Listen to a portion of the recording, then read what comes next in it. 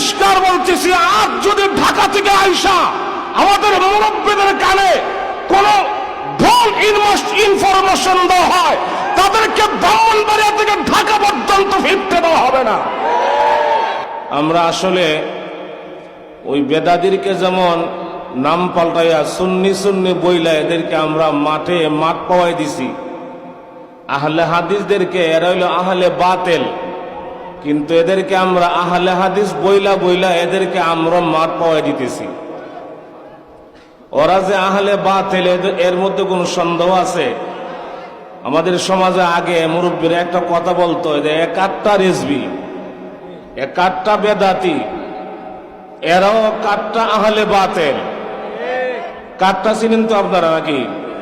ওই আগে শুরুর সময় বন্ধ খামট্টু হইতাম তো দেখতেন তো এই রেহেতের লালের মধ্যে বৃষ্টির দিনে বড় বড় কাঠটা কেল্লা বাইর করে বয়ে থাকতো। মানুষের আনাগোনা দেখলে ফট করে কেল্লাটা ভিতরে নিত গা, আবার মানুষ যখন নাই আবার কল্লাটা বাইর করে দিত। এই সমস্ত কাঠটা বাতিলেরা যেখানে যেখানে আহলে ওলামাই কারামের, আহলে হক ওলামাই কারামের বিচরণ কম, সেখানে গিয়া গিয়া তাদের বাতেল নামক কল্লারা বাইর করে দে। যেরকম ঠিক না? এরা আসলে এরা হলো আহলে বাতেল, কিন্তু আমরা এদেরকে মাঠ পাওয়া দিতেছি।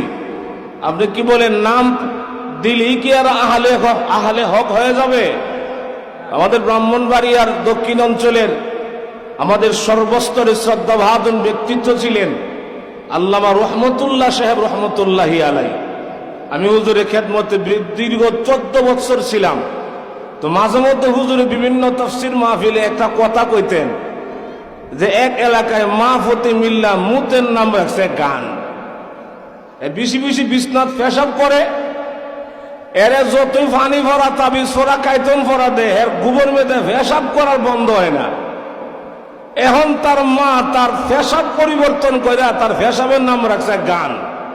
এ যখন রাতের বেলা পেশাবে ধরতো তখন এর মারে কইতো যে আমি গান করুম, মা তখন বুঝতো তার মুতে ধরছে। একদিন হের মা হের বাপের কাছে দিয়ে গেছে, হের নানা বাদ বেড়াইতো। এর বাপে তো জানে না হের যে মুতের নাম গান।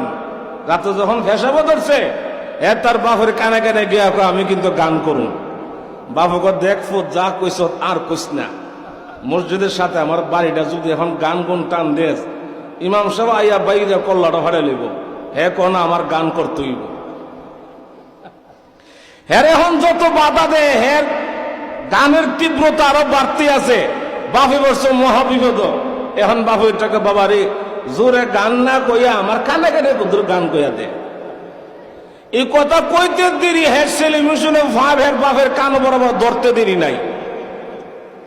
মাহফুতি মিল্লা মুতের নাম গান রাখার কারণে যেমনি ভাবে বাপের কানে গিয়ে হে ভেসাবের ভাইব ধরে দিছে, ঠিক তেমনি ভাবে এই সমস্ত আহলে বাতেলরা, এই সমস্ত বেদাতিরা, কাট্টা বেদাতিরা, কাট্টা এই সমস্ত আহলে হাদিস নামক বাতেলরা, এরা আহলে হাদিস নাম দিয়া আর সুন্নি নাম দিয়া এই জাতিকে জাহান্নামের পথ দেখানো ছাড়া জান্নাতের পথ জিন্দেগিতে দেখাতে পারবে না।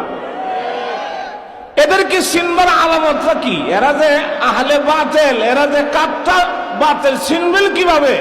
ও আমার আগে একজন হুজুর কয়ে গেছে, এরা মসজিদে গিয়া মুসল্লিরা ফেস লাগাই দেয়। এদের মূল টার্গেট হলো মসজিদ থেকে মুসল্লি বিতাড়িত করো। এরা দেখবেন তো নামাজে দাঁড়াইলে সবাই নামাজে নিয়ত বান্ধে এইভাবে, হে গিয়া কারো এইভাবে দুই ঠ্যাং সরাইয়া, এক ঠ্যাং আগরতলা আর এক ঠ্যাং ভোরতলা। একবারে কি কিও বাতি যাও, তুমি যে ঠ্যাং ডাইমনো সরাই খারুইলে আরেকবারে ঠ্যাঙ্গনে ঠ্যাং লাগা দিলে, এটা কিটা করলা? শয়তান যখন ফাঁকাদার না দাঁড়াইতে পারে তো তোর হুগার তলে যে 500 নাই বছর হিটা কেটা বাধা দিব? ফাইজলামিয়ার জায়গা হও না।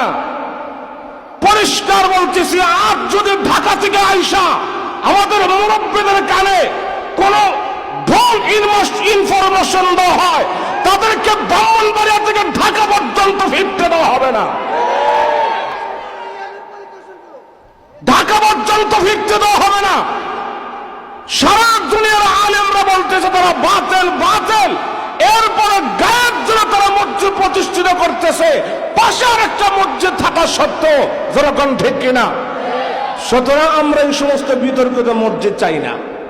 যারা মুসল্লিদেরকে মসজিদ থেকে বের করে দেয়, যারা মুসল্লিদের কানে গেনে গিয়া কয় তারা ভিন্নবাদ আত্মাকাত, যারা মুসল্লির কানে গেনে গিয়া কয় সম্মিলিত মুনাজাত বেদাত, এই সমস্ত বাতিলদেরকে আমরা আমাদের সমাজ আর দেখতে চাই না। আল্লাহ আমাদের সকলকে তৌফিক দান করুন।